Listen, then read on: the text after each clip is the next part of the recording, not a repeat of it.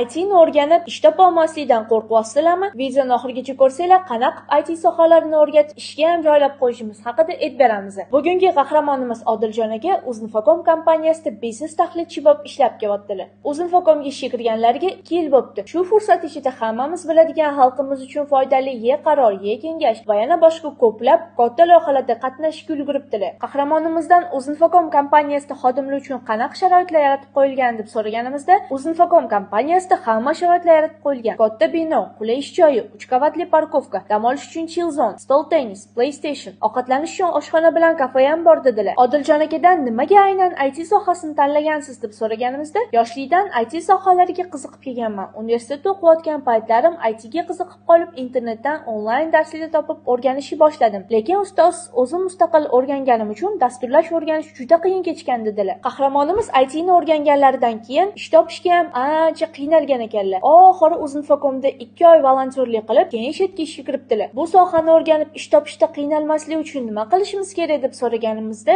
Uzinfocom qoshida ochilgan YouStudy dasturlash kurslarini tavsiya qildilar. O'sha kurslarda o'qisanglar, o'qish davomida Uzinfocomda stajirovka qilib, real loyihalar bilan ishlab dasturlash tez o'rganib olsanglar bo'ladi. O'zingizlarni yaxshi ko'rsatsangiz, Uzinfocomda ishga ham qolishadi dedilar. Agar sizlar ham YouStudy dasturlash kurslarida Uzinfocom kabi katta IT kompaniyaga ishga kirmoqchi bo'lsanglar, unda kommentda plus qoldiringlar.